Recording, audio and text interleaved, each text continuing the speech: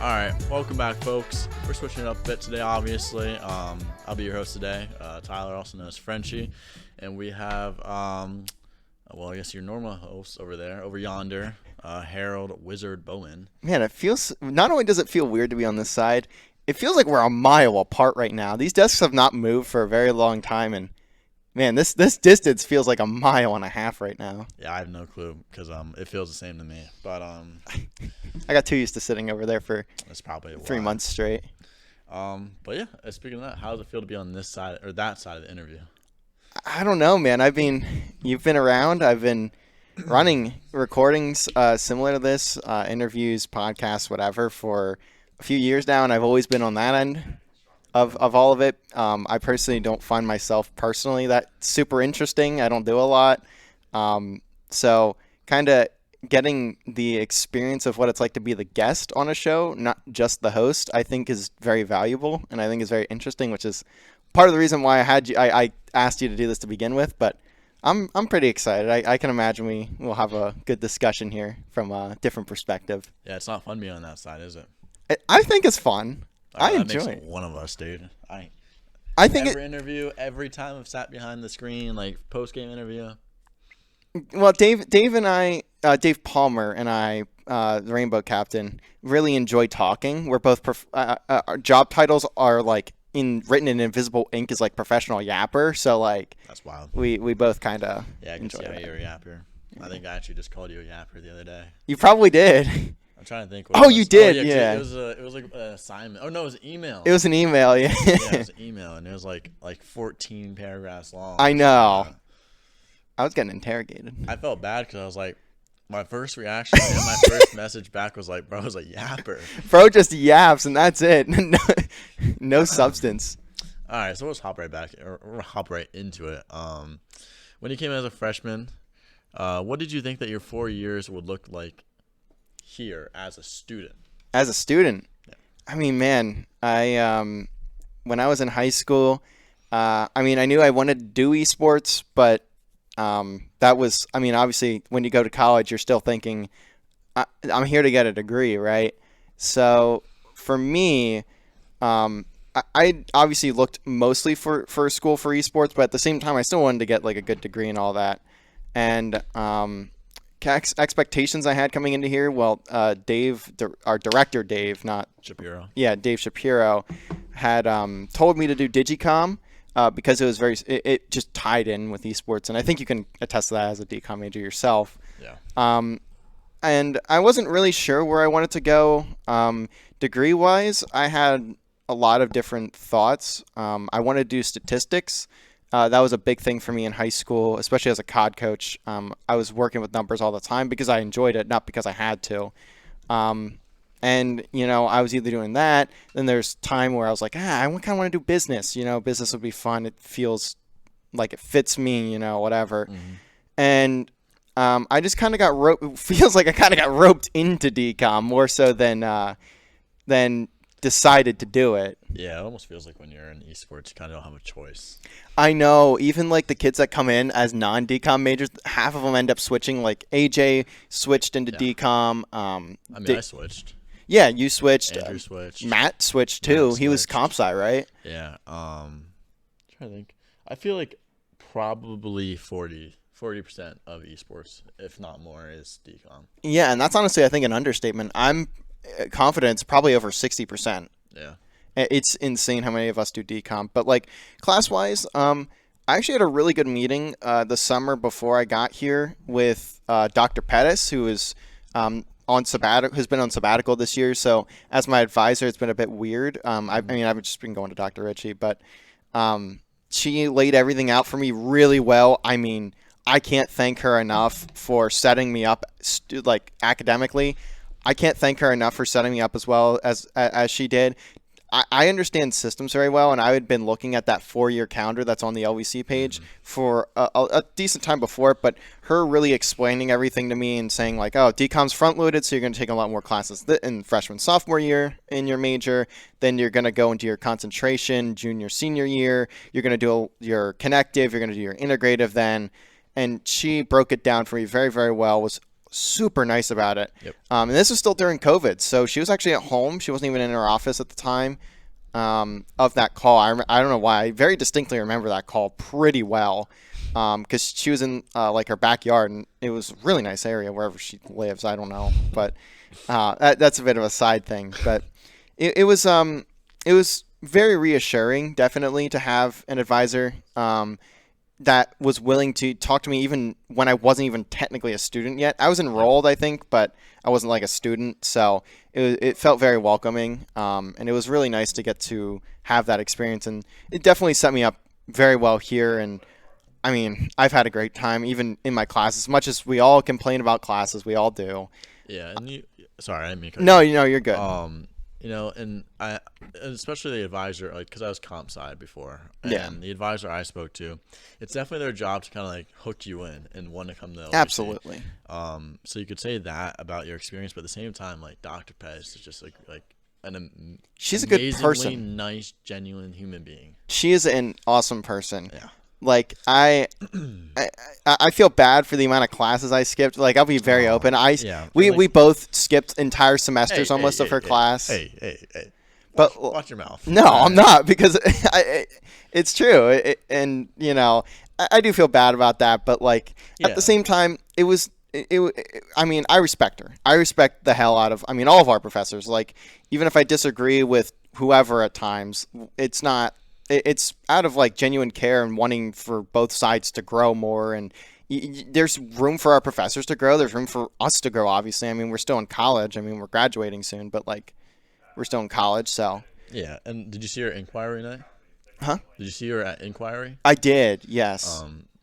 And like I don't know if this is a diss. It's not meant to be a diss to any other professor, but like I think that like her storytelling classes being so easy almost, I don't know what that made people portray her as, like, mentally, but like I remember when she walked up to our table, everyone in my group like grinned or like smiled like ear to ear, like just seeing her again for the first time in like over a year. My group was the exact same way. It was awesome getting to see her. And to be fair, she's never gonna watch this, but by the off chance she does, we did genuinely miss you this year, Dr. Pettis. It was, and this year, like obviously it was great and whatever, but I will never be able to, or I'll never forget like getting so much help from her, and even during advising meetings, just going to her office, just sitting down, laying everything out, and she knew basically everything that had to go into scheduling and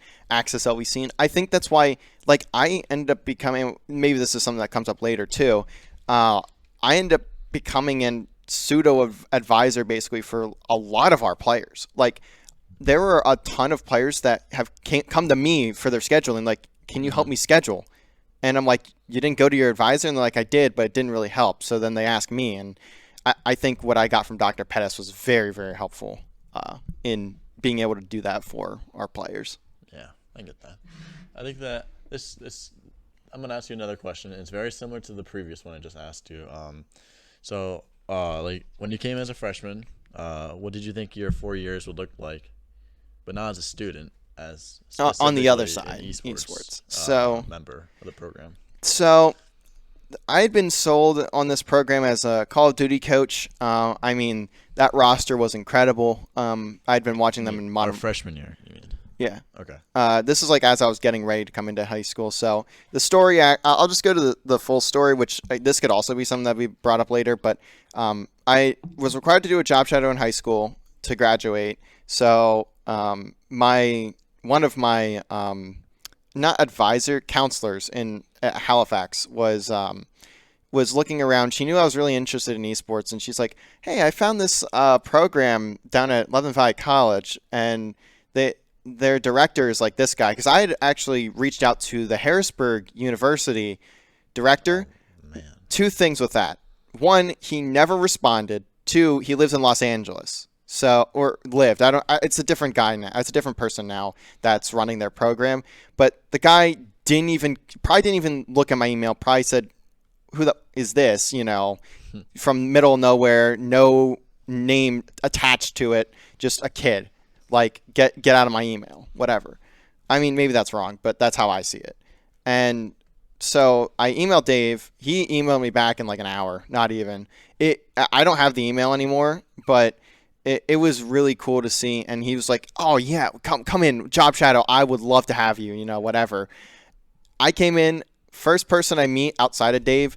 Dave and I had talked a little bit because I had to fill like a packet, whatever. Yeah. And I met Joe. And that's where it really started. Man. I mean, Joe is not a good first impression on any program. So, like, sorry, Joe, but you know yourself you are not a good impression. Oh, man. I think if Joe was one of the first people I met, no offense, or take offense to it, I think if he was one of the first people I met on my tour, like, I would have gone elsewhere. Nah, I mean, when I walked into his office, so he had like a big shelf, like probably all the way up to like here, right? Only Mountain Dew cans all the way top to bottom, gamer guy right there. The first thing he says to me is, I'm not acting like I'm not paying attention to you.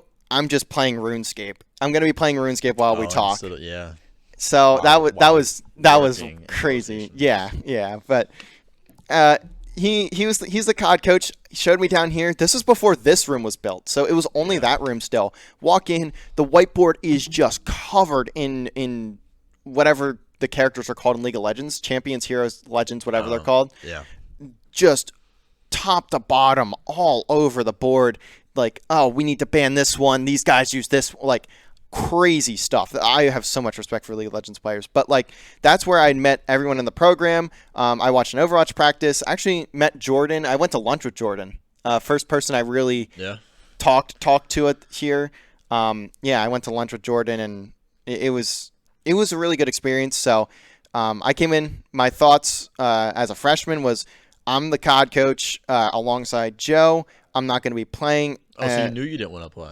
No, yeah. I told Dave, like, I am a coach. I only competed for 2 game battles matches in 2016, 2017, something like that.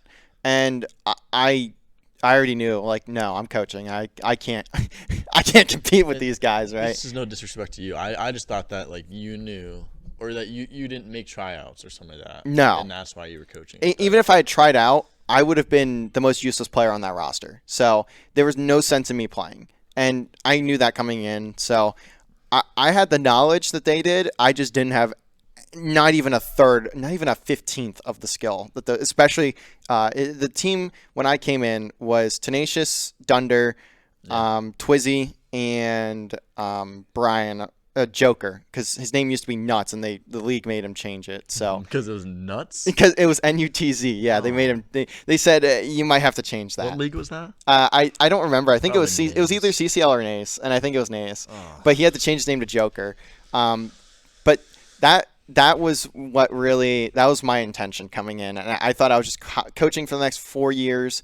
Bringing in new players, probably helping recruiting as the coach, whatever. That was it. That was what I thought coming in. Yeah, fair. All right, that actually ties in pretty well to the next question. You came here for COD.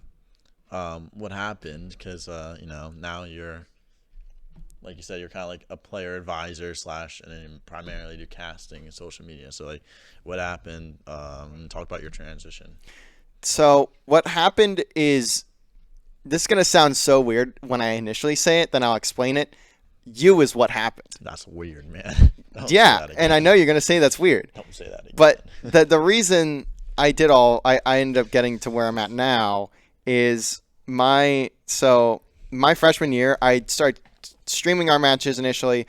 I loved casting. I had wanted to do casting even when I was going through high school. It's just I didn't have a means of doing it because I could show you the setup. I had a PlayStation sitting on a dresser, sitting in a metal folding chair that was broken, so my back would get cut. Like, I used to have cuts on my back because the chair was broken. I couldn't get a new one. That's wild. So I didn't have any way of casting or doing anything truly meaningful, really, outside of coaching. And then I started casting our matches because I finally got a PC. Thank you, Biden bucks, for that one. Actually, no, that was when Trump was still in office. I think the initial stimulus payment. Yeah, I got like $2,000.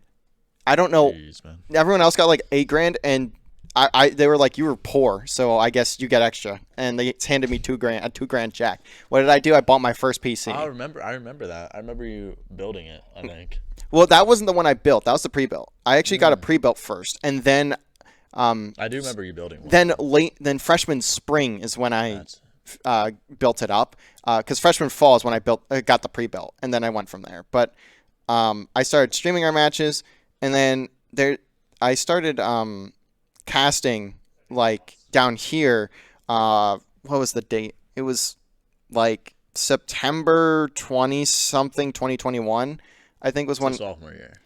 I guess, yeah, it was sophomore year. I started casting here in sophomore year. Freshman year, I casted from my room. Because remember, down here, the COVID. And also, I didn't know how to use that, so. Yeah, we also weren't allowed to touch that. We weren't allowed to touch it, yeah. Like, there were so many, like, restrictions. They were like, you had to be this person, you had to be properly trained, you had to do this, you had to do this, Absolutely. you had to do that. And I'm like, dude, and like, I'm going to be honest, a couple of the guys who were properly trained were just morons. Jerks. Yep, that too. They were not ideal. So I was casting from my PC, and at the time I was using a headset microphone, I'm pretty sure, to cast, because I didn't have like a standalone mic, because I have SteelSeries headset. So you have a HyperX now, right? I still have the SteelSeries. I've had it since freshman year. No, like your microphone though, don't you? Elgato. Yeah, I have an Elgato Wave 1. Yeah, it was Elgato. You were in between the HyperX. Yep, the Quadcast. And yeah. it was either the Quadcast or the Solocast, but they're like the same microphone. Yeah, and I'd start casting in my room. My old roommate Derek loved it. He thought it was so funny when I would cast, and like I'd be sitting in like the chairs that are like rocking. I'd just jump up at a random point in time, because I was also observing and all of that. I had so much fun with those, and then it really expanded when I started casting down here more often. I don't remember the exact day, but you walked up to me like, "Yo, can you do this for Rocket League?" We were friends, and like obviously like yes, we had group projects together too. That sophomore year, I think we were like every single group together. That was actually what I wanted to mention. Yeah. And we always had storytelling at 9 a.m. Yes. And I think we had like another class at like 11 or something like that, because like. Or like 12, we just saw no purpose in going back to the room, like our individual rooms. Yeah. So we came down here, and we would hang out so much. Like sophomore year, dude, we were together all the time. My hours down here was crazy. Yeah, it was insane. But and I remember like, because I'm sure at one point you mentioned you were casting, or I knew you were casting for COD, and that's probably why I asked you for Rocket League. And then from there, I mean, it just kind of ballooned, if you will. I didn't want to do social media. I didn't even want to cast Rocket League, but I learned, and then it came to R6 after that, I think. Not casting, just social media. The social media thing just kind of appeared. I was like, well, if I'm going to be streaming these matches, then why am I not posting on social media that these matches are happening? Because then we can, it's all like a tree. It goes like more engagement here and then there. And I remember right before you took over, captains of every team had access to social media. Yes. I remember like Mason had like the email and password to like TikTok and Twitter and Instagram. I'm like, dude, have you ever posted something? He's like, yeah, I posted one TikTok. Yeah, and also the consistency thing really annoyed me. There was no consistency both in timing of posts and what the posts were. Well, that's what I don't think there was any there was no like system put in place for it. It was kind of like, you're the captain, here's the information, post it. And like there was like, first of all, like, how are you gonna hold someone accountable for that? Exactly. You kind of need someone for the job. Yeah. And that's what I think it's Cade's job for a little bit, but it was. He was paid for it. Cade didn't do really anything until you started, and then I remember he started to do something a little bit. Yeah, because I started posting on social media more often, and then he saw that and started doing a bit more. So, and I will say, I don't want to shit on Cade, but like, he didn't really do a whole lot, but at the same time, he set the baseline. Like he was, if I remember correctly, he was the one who set up most of that OBS page, or most of the OBS stuff. He was the one who set up not set up, but think that was Cade. posted the accounts at least. OBS, like I could be wrong. I think that was Eli and Brandon. I guess what I'm getting at is like there were foundations set Yeah. between three of them, all three of them, honestly. Mm-hmm. Between the three of them, Brandon, Cade, and Eli. Eli, they set up the streams, they set up the social media. So like, as much as I say they didn't really do a whole lot, They set it up. they got it there, and it was essentially just a layup for anybody to come along and do Yeah. it. I mean, Whoever wanted to throw their life away, quit being social, and get on social media to go do whatever. And it just kind of spiraled. To me, it spiraled in my own head. It spiraled from there. And I mean, everything needs you can't just like create something and run with it instantly. I mean, No. like, it's gonna start. It may be seen as bad or like Absolutely. or like unorganized. But like, I mean, for example, like like Dylan was the first Rocket League captain, and if you look back at it and like look at like how I've been or Mason have been, like you could say that like, oh, he didn't do as much, but he worked with He what established had. it. Yeah. Yeah. He got it up and going, and then Mason did a little bit more, and then I did a little bit more, and then the next person will do a little bit more. Yeah, and it Most just likely. keep building a block, or as they say in the old model, brick by brick. You just build it up brick by brick. Exactly.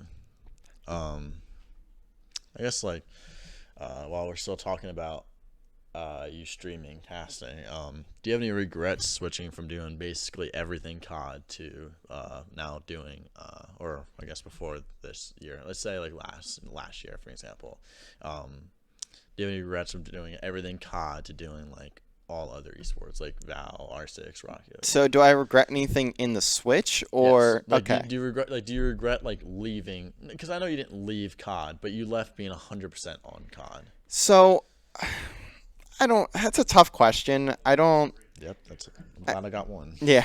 I don't think I'd say I regret anything. I mean, I've been given opportunities of a lifetime for someone in my position. You know, I do miss being 100% COD. Was it more simple then? I mean, absolutely, because I didn't need to have the knowledge of different titles and all of that. But like, I wouldn't have given it up for the world, to be honest, because like, yeah, COD was great, but I got out at pretty much the perfect time because it's when the league started getting really tight. There's basically no new players coming in, and if they are, they're people who've been established in challengers for so long. Like, the only way I would have continued growing as both a person and a creative in Call of Duty, even commentator, all of that, would have been through, I don't even know. I don't think I would have had any potential to make anything really out of it, and I probably would barely even be in esports at this point if I had just stayed with COD. I just didn't have the connections for it. I mean, Yeah. we're from Pennsylvania. I'm from a town of less than 1,000 people. Like, making a name for yourself just was not really a thing. I know one professional coach, Phoenix, and that's it. And I only had one conversation with him where it was years ago. I was a high school kid, and he was like, "And you're talking to me?" And I'm like, "Yes, because you're a top amateur coach, and I want to learn." You know, I'd learned from him a little bit, and it was only one conversation. So like, I can't even say I had connections because I talked to him once. Yeah. So definitely don't regret it. I mean, the graphics out there. I've gotten so many opportunities that I probably don't deserve, to be honest. But like, You're grateful for the experience. Absolutely, every day of the week. Yeah, I get that. I guess now we're talking more of like what you've done in the past and what you're looking like what you've done now and like looking for the future. I'm gonna be looking for a little bit of a selfish answer at this one. Selfish? A little bit of selfish answer for a selfish question. Do you think you left a positive impact for the program here specifically at Lebanon Valley? So, like Are you like how much accountability for what is built currently are you gonna take? Is what I'm asking. probably very minimal, to be honest. I didn't expect a different answer, honestly. No, I know. And in a very personal sense, as in like in my own head, I do give myself the ego for it, and I say like, to be honest, I built that shit. Yeah, I do. I say that to myself, but in the truest of of ways, I say this and I mean it. Anyone could have done this. It was literally just who wanted to kind of not give up your social life. That sounds so bad, but who wants to dedicate all the time and the effort for the most minimal amounts of care, minimal amounts of respect. I'm used to it. I've been respected as a person for a very long time. I mean, but what I have done, high school, it was whether it was student council, whether it was in my discovery group, which is just like our homeroom, whatever. Whether it's just among my friend group. Never seen the light turn off like that, but What just happened? Whether it's among my friend group, I've always been respected, but recognition has never been something I've gotten. And I'm okay with that. Like, occasionally there'll be like an off note. Like, I have one specific thing. It's a certificate from like my one class I had in 7th grade. My teacher wrote like, your drive and passion will take you really far. Like, you were an amazing student. Listen. Your drive and passion will take you far. I still have that. Yeah, stuff like that, and like you hear a lot of specifically males for some reason talk about that, like getting like noticed like that, or getting like compliments like that. Like you get them so, it's such a rare thing for like some guys like I've talked to, and like once they get like one or two, like they hold on to it like forever. Yeah, and I have every single award I've been given since I was 6 years old. And like I have a desk at home, or a table at home, that has all my football stuff, stuff that I gotten from teachers, all that sort of things. And like every single thing means a lot to me. And for this program, I will say I think the school has disrespected me in a lot of ways, and I don't blame anyone for that. I understand esports is not it's such a niche thing. I get it, but like I do feel I've built a really good baseline, and I think I've helped a lot get things put into place that should have been there to begin with. So like it's something as simple as like contact between esports and our athletics people. Yeah. That was not really, I mean, it was, but not really a thing. It was just kind of a mutual agreement. Now it's active discussions are being taken. How do we want to pursue esports? How do we want to push it in this medium? Do we want to hire someone to do it this way? What do we want to do for streaming? What do we, and like, how do we handle covering them similar to athletics? And I'm very proud of that. I'm very proud of all of this stuff. I mean, this is not something I would ever expect to be doing, sitting in front of a camera, having an audience, even if it's like 5-10 people, sitting there listening to me talk for an hour, whatever. And I am very prideful that I have built most of this, but I don't want to take credit for things that I personally view anyone could have done. You could have done. I mean, you casted for a little bit, you streamed for a little bit, not for super long, but yeah, that was awful. But you get what I'm saying, though. Yeah. I mean, everyone can do this sort of thing, and that's where I take my model of. I mean, you've been hearing this for years now. My model is Optic Gaming. My model for myself is Hector Hex Rodriguez. Like, I want to be a person that can be viewed similar to that of like Hex, or I mean the owner of maybe not the owner of Complexity, because I don't really know him that well, but there's a bunch of orgs out there that have great owners, and like Fnatic's owner does a great job with their stuff. 100 Thieves, Nade Shot, that's what I want to be seen as, and I think anyone can do that. But having those role models, I think, have definitely propelled me personally to being able to do something like this in the manner that I have. And I think that's really where I personally get a lot of my pridefulness of what I've built here, is just seeing like I can compare it to Optic. Yeah, it doesn't hold a candle to it, but it's styled similarly and it has that same vein, and it's cool to see it come to life. I get that. Yeah. I mean, like you said, I mean, like you won't take accountability for it. A lot of it. You said it yourself. But I mean, you definitely like you made the comparison of like through like each generation of whatever, there's like a brick goes by brick, right? I think it's safe to say you've done more than just one brick for the program here. I mean, like, there was, like, essentially, whatever, Kate got paid for it, but let's be real, there was no social media, like, involvement, I guess, for LVC Esports. And I think that's what made me mad about it. Not mad at Cade, but mad at Cade in the sense that not only is he getting paid, which is something I hold very valuable. I mean, yeah, for a while there, that you were doing it, and I was doing it for free. You weren't getting paid, and he was. So my total hours just on stream is 445 hours, 57 minutes. I'd say probably about 215 of those hours went unpaid. And that's just on stream. That's not talking about the time I spent, because that was when I had to make the graphics. I had to make every graphic on my own. And I didn't have Gipper, I didn't have templates, I didn't have shit. I did it all from like the bottom up, just looking at different models and stuff like that, because I suck at graphic design. I could show V.1 of my game day graphic. It had a tan background because it was like a tertiary color, and that was my understanding of it at the time. Tertiary color makes it a background, and it was horrid. I don't think I've showed it to anybody. It is so bad.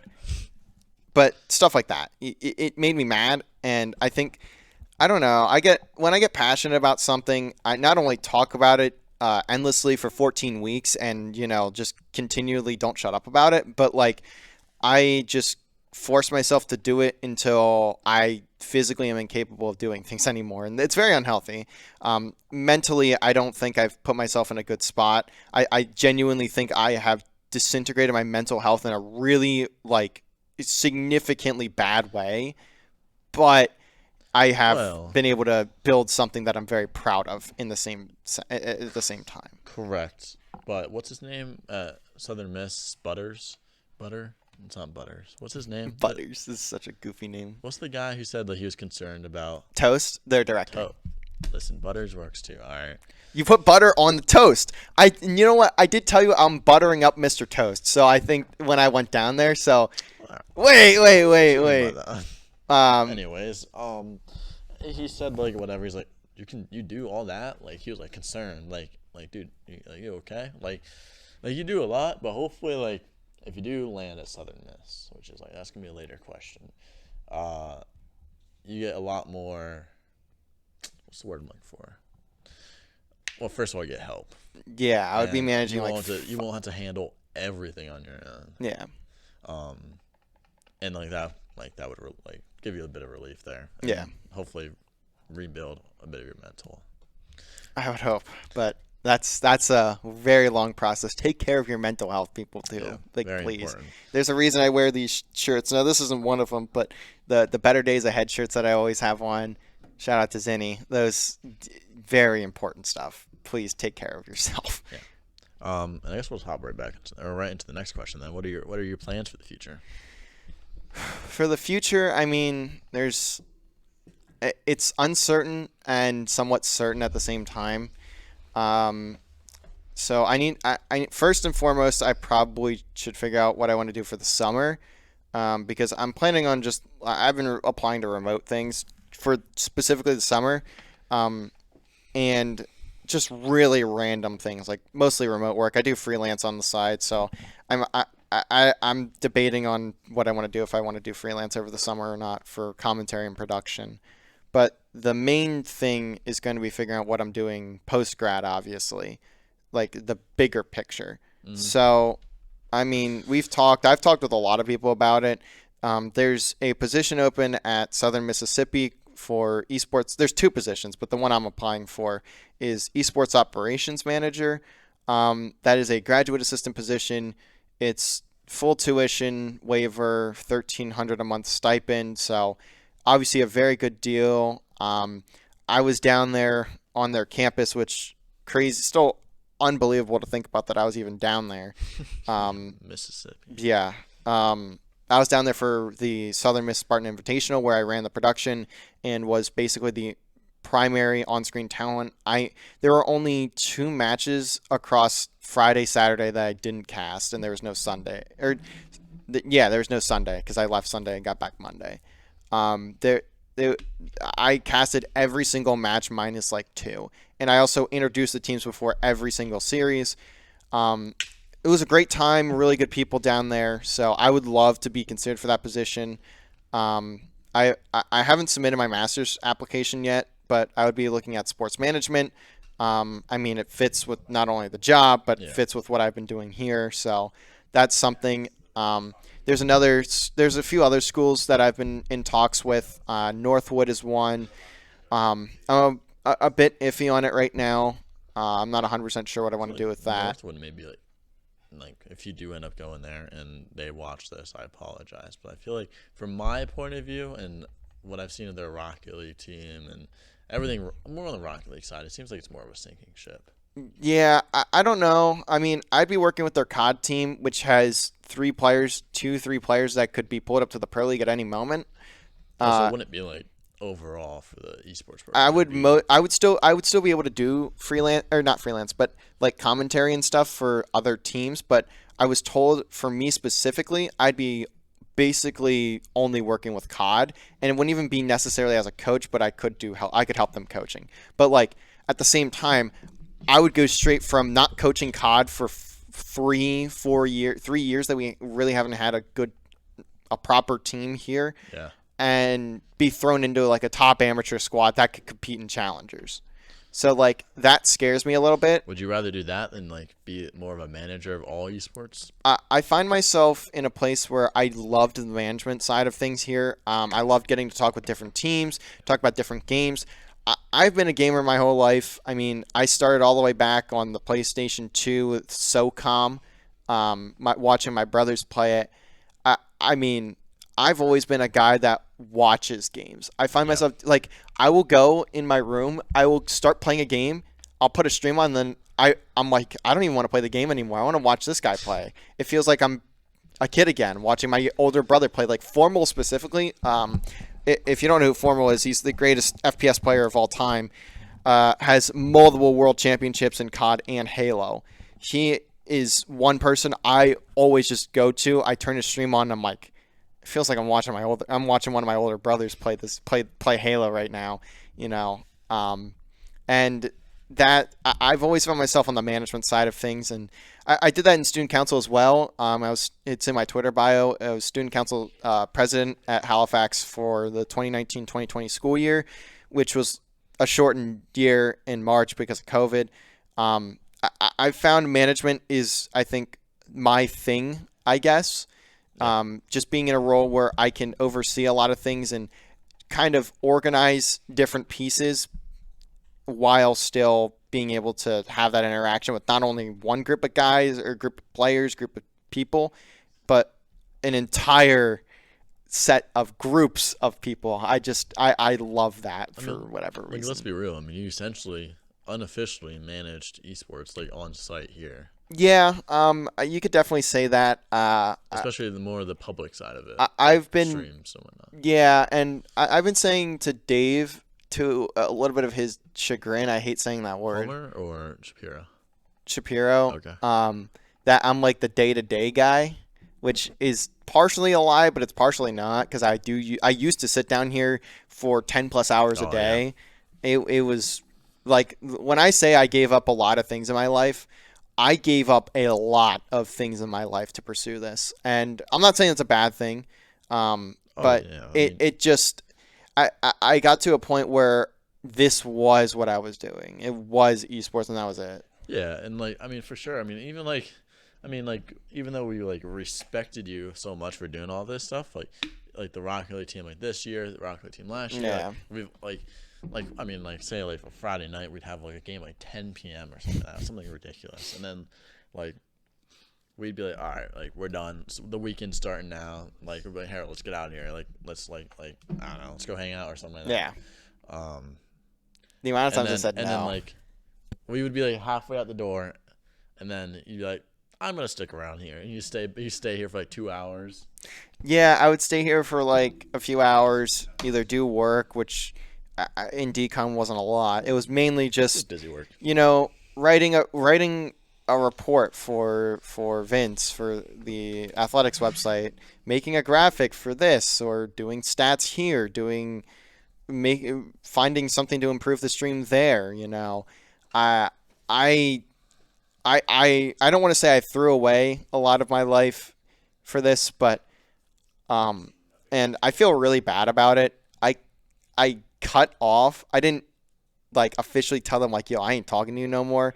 It was I unintentionally cut off a lot of people in my life, and I feel terrible about it. Like, especially my friends from sacrifices, man. I know. Listen, that was one of the first things, and like I'm gonna go a little bit my personal side, so I apologize for being a little bit selfish. No, but like good. For my internship, like obviously like this was when I was traveling to Philly, traveling to New York City, traveling to Long Island, New Jersey, and they're I all of a sudden be asked, well, hey, you want to come to the set tomorrow? I'm like, it's like a 1 day notice. Like I got like I got like 3 hours to figure this out. I got like I plan on like doing like chilling, like hanging out with friends or Anna, and then like they're like, dude, like if you wanna be successful, especially in like startup stuff by your own, like you gotta be able to you gotta make sacrifices. Absolutely. Like you're gonna make people upset, and you gotta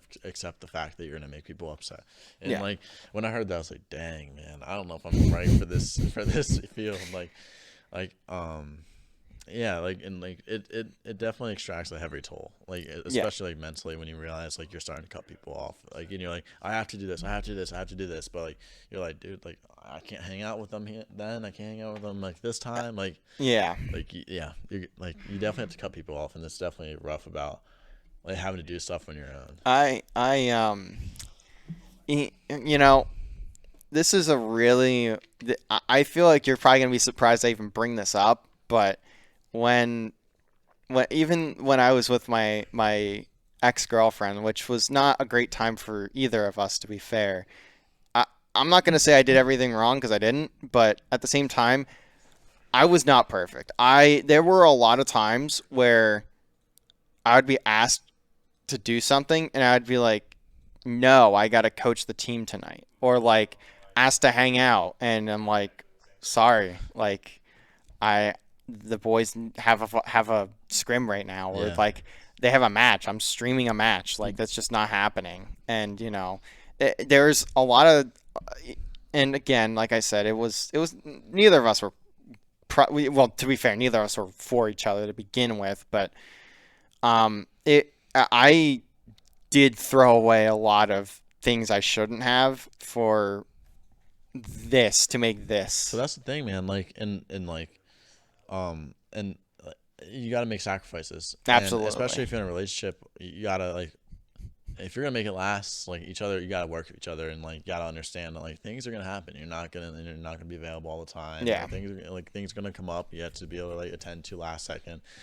So yeah, I mean, I totally get like sacrifices, like they need to be done. Yeah. And I mean, now I'm at a point where, I mean, well, one, my schedule, I understand it a lot better, and it was a lot smaller this year compared to last year, but I mean, just crazy, like how many people have kind of not fallen out of my life, but like I've been very lucky to not have a ton of people that are like insanely close, like as in family and that manner, if you know what I mean. Like, I have a lot of friends, and I love my friends. I love every single one of my friends.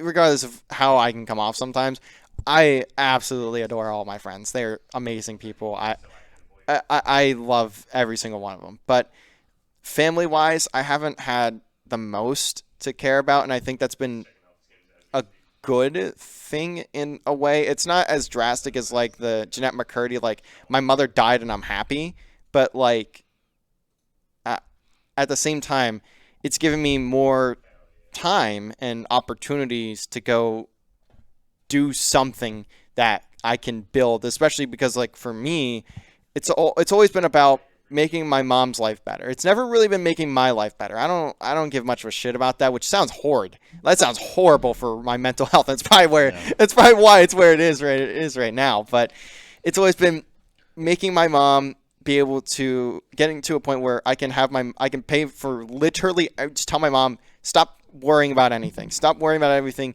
hang out with your dog and go live in Lancaster where you want to live, and just hang out with your dog all day. Go watch the Amish do their thing, because my mom loves the Amish, right? That's funny. And that's what my life's goal has been, and it's been, and not having to worry about as many people, I guess, has been really beneficial in a bad way, I think, to giving me the time and opportunities to pursue something like as insane, as mentally insane as what I'm doing is. Mm-hmm. So very thankful for that in a way. Yeah, that's well said.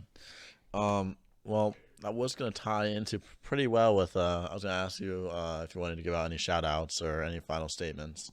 But, final statements? It sounds like I'm being put on death row. But I want to, real quick, I want to ask you, is there anything you've been holding back, any negative feelings or opinions about anything that you want to get out in the open? About anything? Listen, that's why I said, I said this to my guys all season long. I'm like, listen, and like we saw it in the last week's episode of like when you interviewed me. And like, I have a ton of negative feelings about some of the leagues I played in, some of the players, some of the teams. Yeah.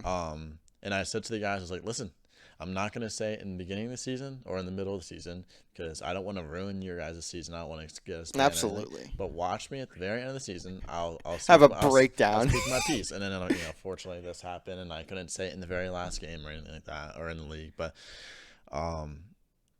so yeah, so now you don't really have any affiliations, correct. I guess. I would say you don't have anything. I guess I'm a bit more free than you are because like I'm not going to be in this particular field in the future, but anything that you want to like get out there now that you're officially done here? So I guess I'll start with the leagues.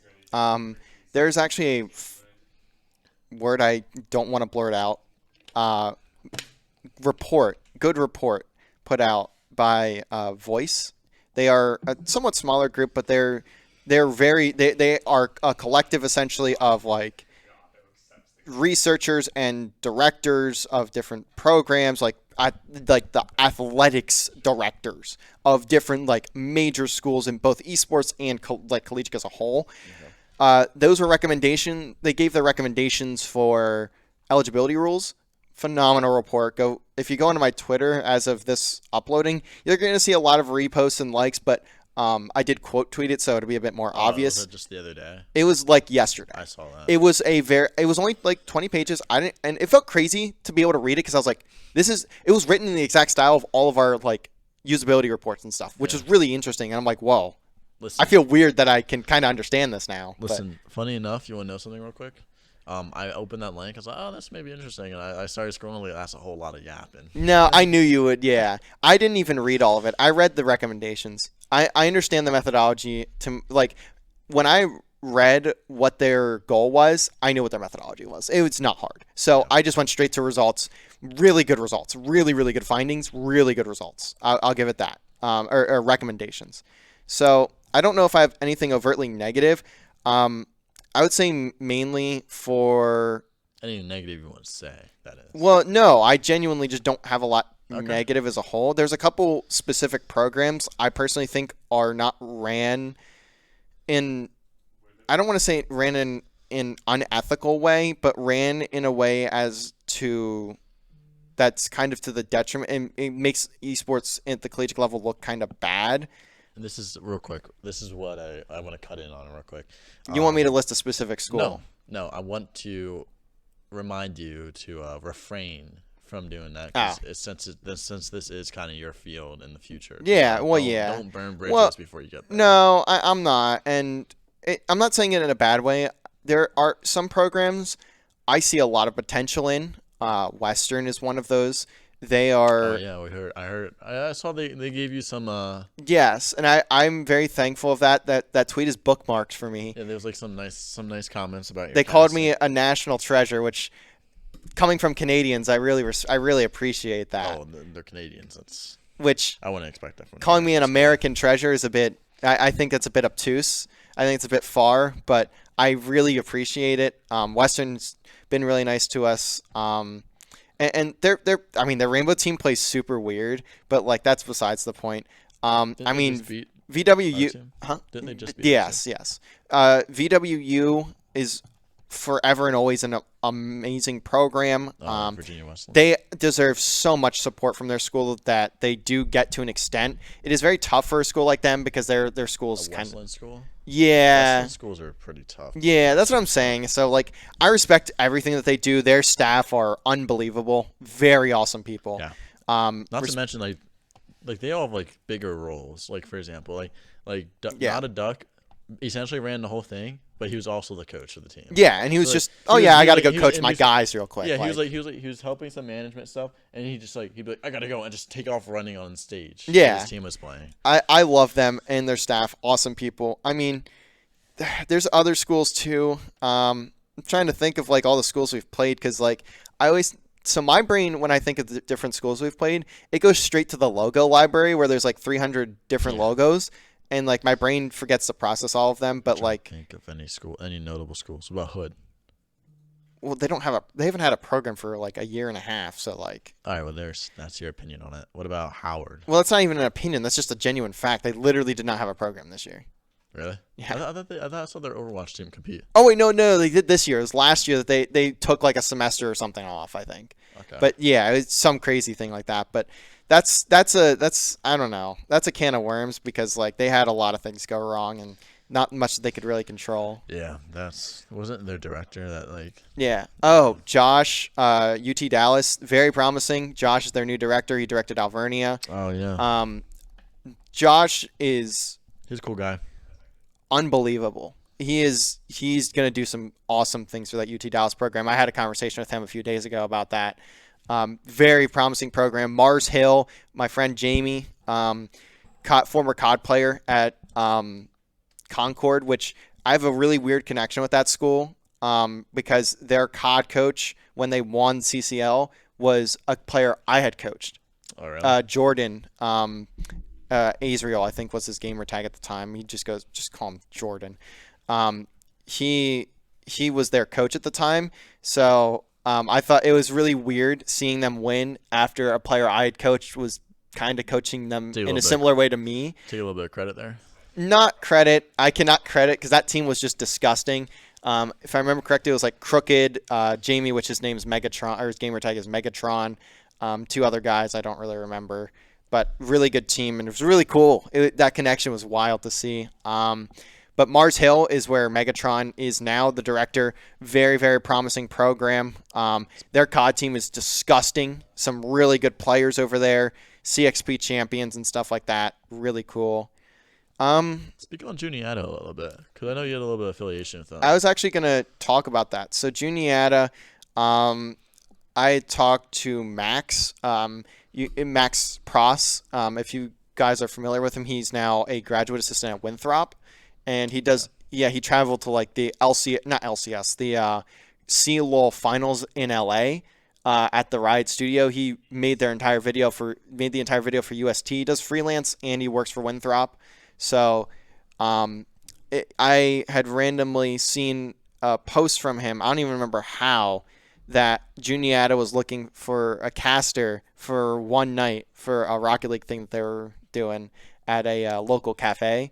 They host like watch parties there for a lot of their teams. I was That's like, yo, I was like, Max, like, I mean, I know we don't know each other, but I go to LVC. I mean, we're 40 minutes away from each other, if that. Like, I think it'd be cool. You know, you get an in-state friend basically to go do this, and I have friends that go to Juniata, but I don't really talk to them too much now. But I was like, oh, I have friends that go there too, you know, whatever.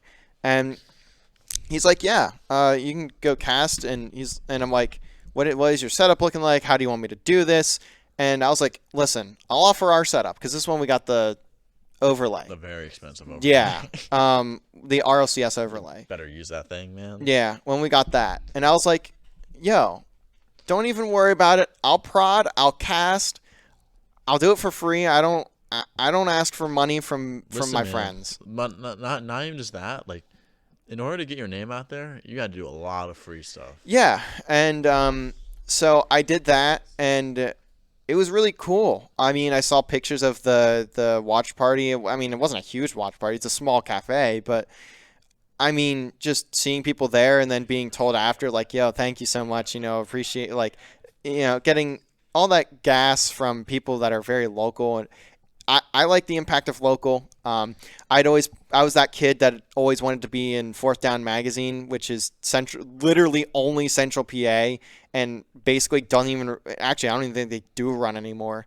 because they just don't really have a lot to talk about because the Tri-Valley League isn't a thing anymore.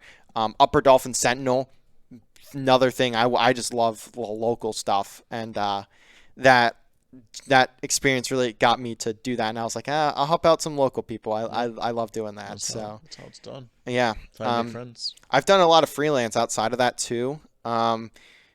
What's it called? Alternate Esports. I've done a few productions for them. It's a Overwatch org.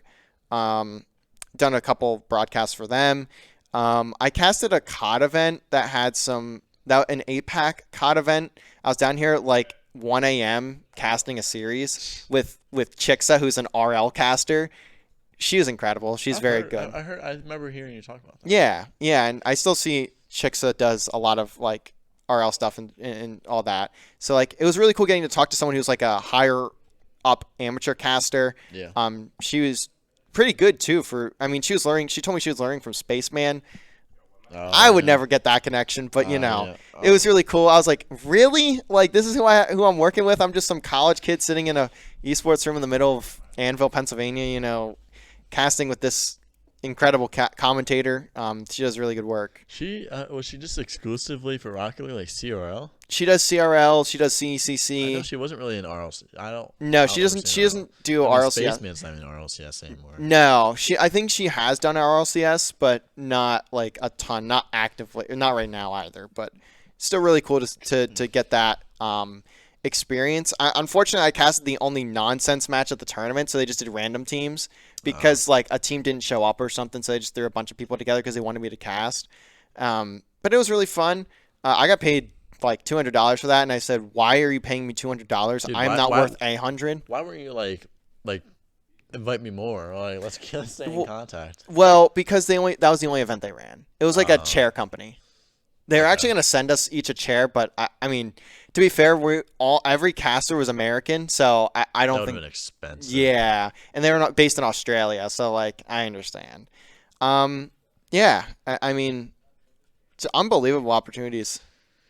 Like I still struggle to wrap my head around the cities I've been to, the things I've done. I mean, like I literally was on a train. I had to bleep myself to say it, but I was literally on a train that went 1,000+ miles south for 27 hours, down and back, south and then north, 27 straight hours on the train. Like, public transportation's crazy. That's a whole nother conversation I'm not going to get into, but like I look back at my Google Photos and I'm baffled by everything I've been able to do here. Listen, this is a great way to wrap it up, but at the same time, I wanted to say one more thing. Back to the regret thing. Do you regret not pushing for anything more for you or any of the teams or for the program here? Like pushing to like people for example, upper? Sorta. Like for example, like do you wish that like, let's say for example, like done a show match, like, or remember, like, I don't know if you remember me mentioning it, like some of the Siege guys, like they play against the Rocket League team and like we mix the Rocket League Absolutely team, or like the Rocket League team goes play Siege with the Siege guys, or like say for example, like we invite Juniata down here and like we play a show match in the room or stuff like that. Like, do you wish that like we would have done more of that, or like regret that we didn't do it at all? I could give you a list of like 30 events that we were supposed to do and didn't. So Appalachian Land here for Rocket League. I can't believe that didn't happen. I wanted that. Show match between LVC and Arcadia when it was more competitive would have been awesome for Rainbow. And I mean, what about that match at the Alvernia Land or the King Prussian Land last year between Alvernia and the LVC? What do you mean? I wish you would have showed that one instead of Stevenson and Arcadia. Yeah, but at the same time, I understand what you mean. The second and third seed should have had more competition between the first and the fourth. I hadn't watched either of that. Oh, I had watched Arcadia. I hadn't watched Stevenson. I didn't know what to expect, so that was kind of why that happened. But I mean, there's a lot of things. I've wanted to do a lot more content.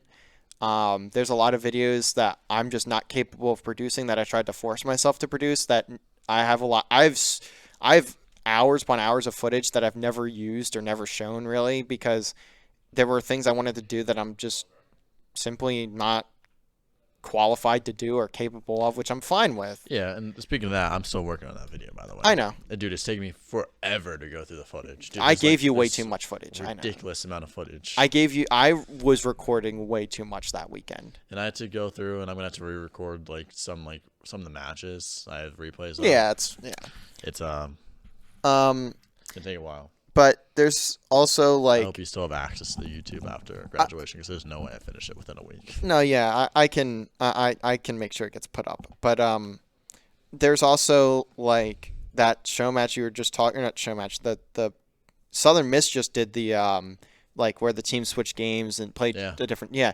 Southern Miss just did that, and I have been wanting to do it. I wanted to do it for like 2 years or so, but like I just never got around to it. It's not something that I talked with.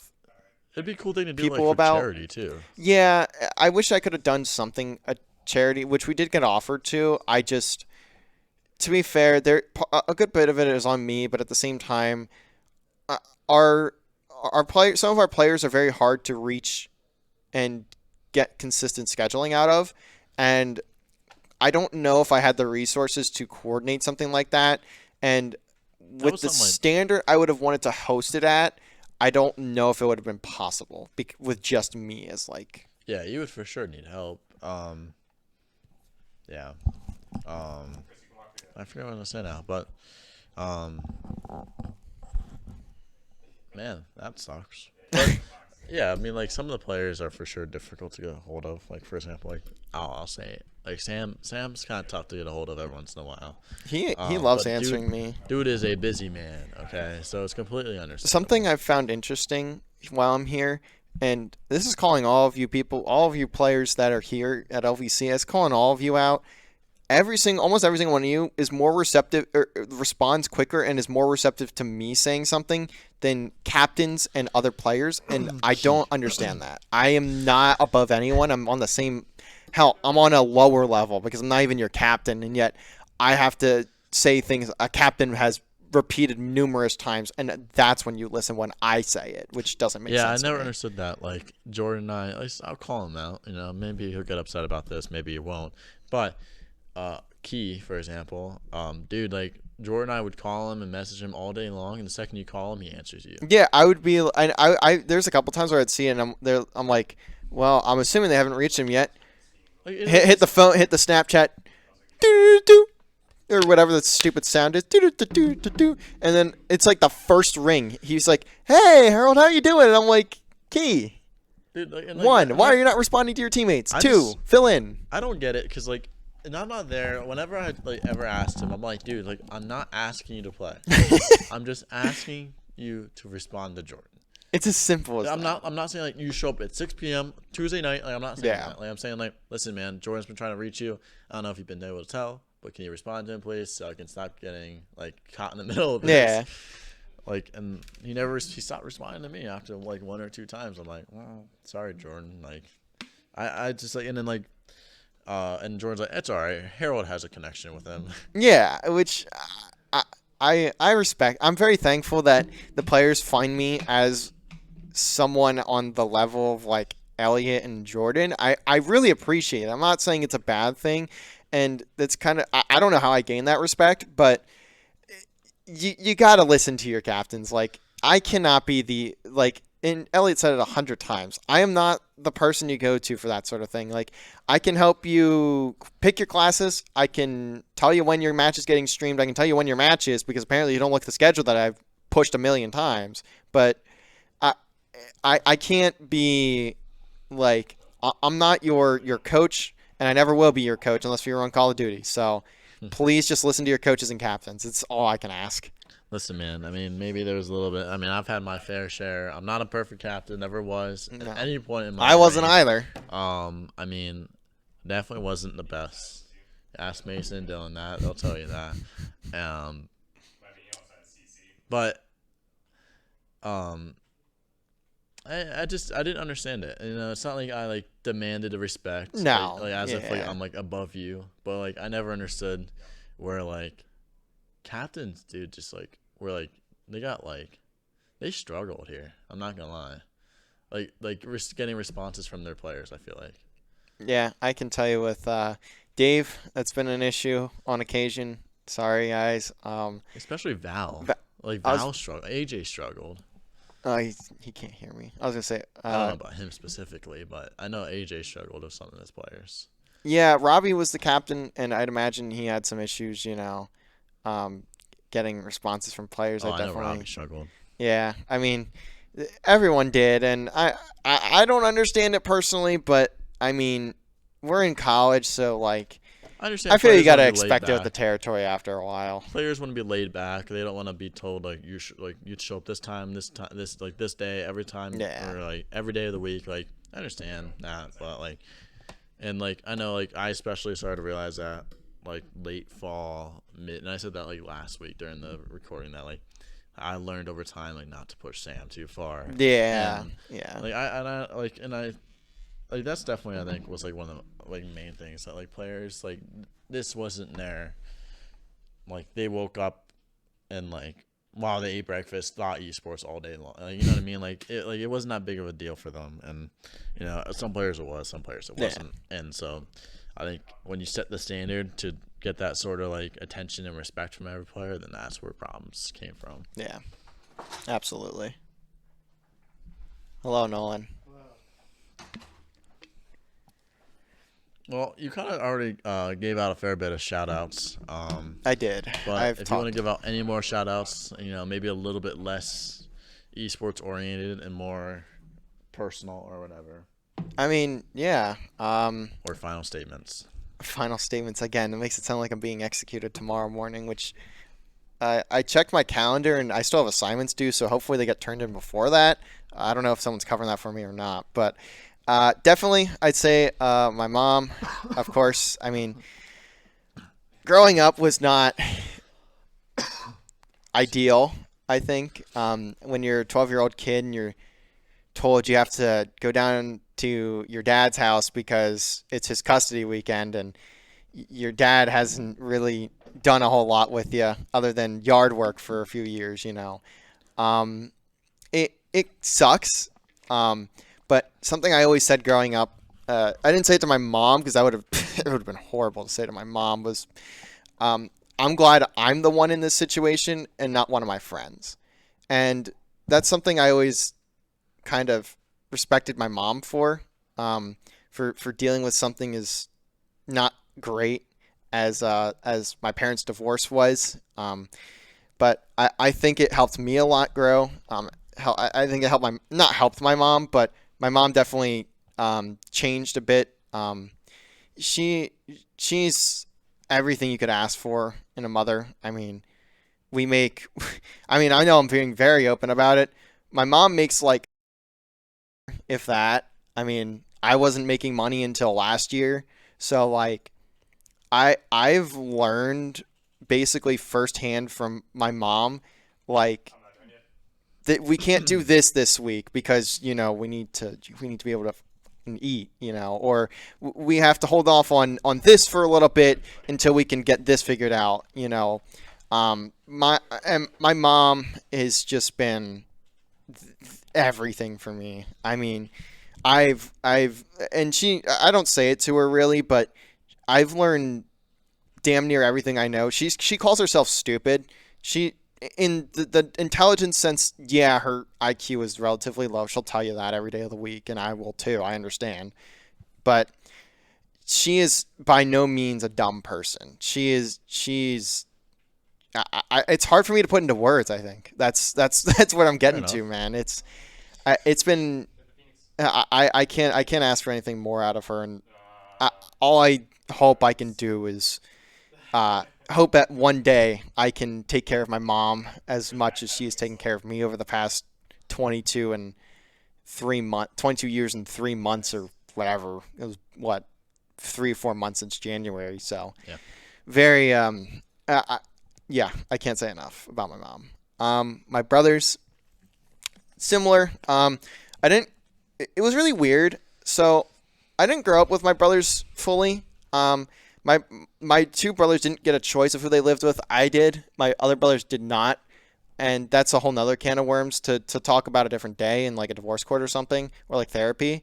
But my brothers handled it pretty well. I mean, my one brother has a kid, and he's almost a pastor at this point. So a lot of respect. I mean, I don't talk to him that much, but my oldest brother, Austin, I respect him a lot too. I mean, we're very similar.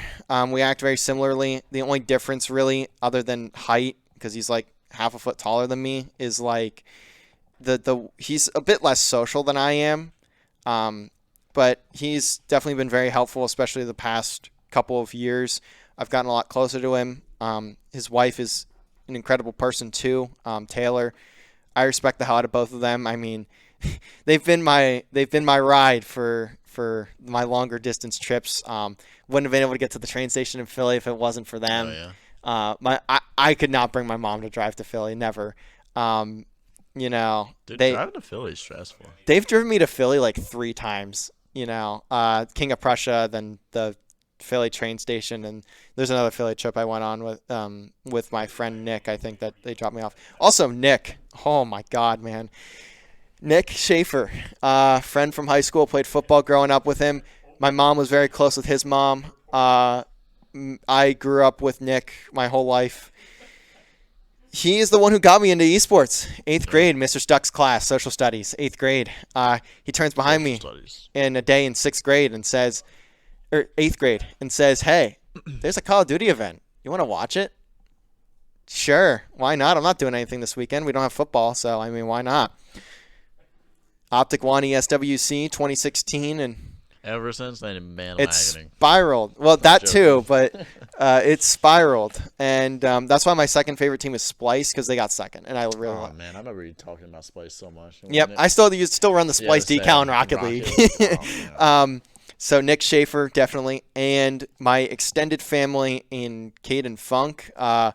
He probably won't watch this. First person I ever met. He remembers the story. I remember the story. We got handed these pieces of paper in kindergarten, and you were told, find the person that has the piece of paper cut the same way as yours. That's who your new friend is.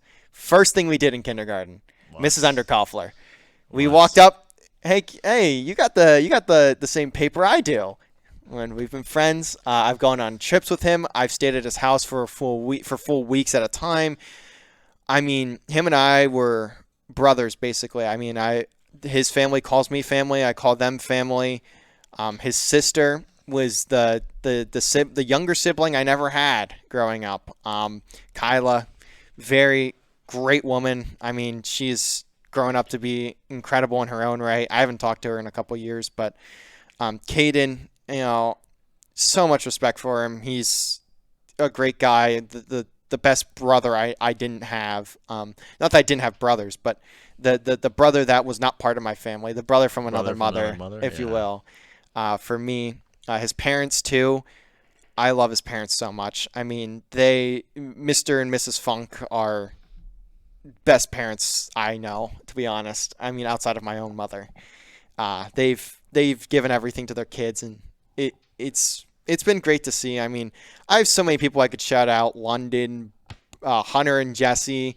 I can't say the things that they say because I would get in a lot of trouble, but Hunter and Jesse just know I care about you guys. The names you give us in Rocket League I can't say out loud, but I love you guys either way. I'm been there especially since senior year, helped me a lot mentally, even if you don't know it.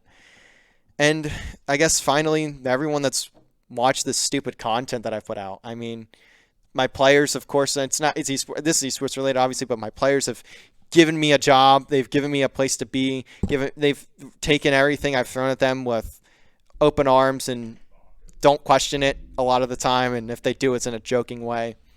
But yeah, this whole program giving me my life, even if it did come at the cost of throwing away a lot of social, it was absolutely worth it. I mean, I have a video I'm gonna do on my end to kind of finalize everything, close everything down, and I'm gonna cry probably a little bit. It was tough that last stream. I was hugging the players, the Rainbow players, and I almost cried several times. It was hard to hold it back.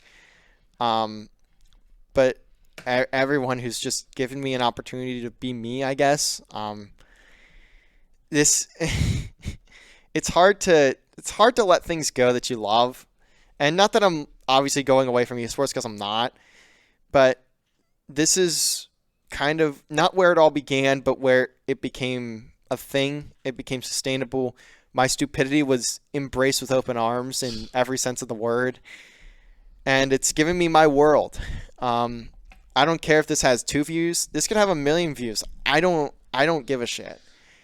The fact that I have the ability to just be here and chat and it be taken as respected content from somebody, it's a feeling I can't describe, to be honest. And it really means the world to me, and I wish it could have been longer, but everything has to come to an end. Masters, man. Everything has to come to an end. And this is one of those things where, yeah, I mean, I've been feeling burnt out the past year, so need a break, I guess. Maybe I hope I get to go somewhere where I am respected for my position and acknowledged for what I'm able to do.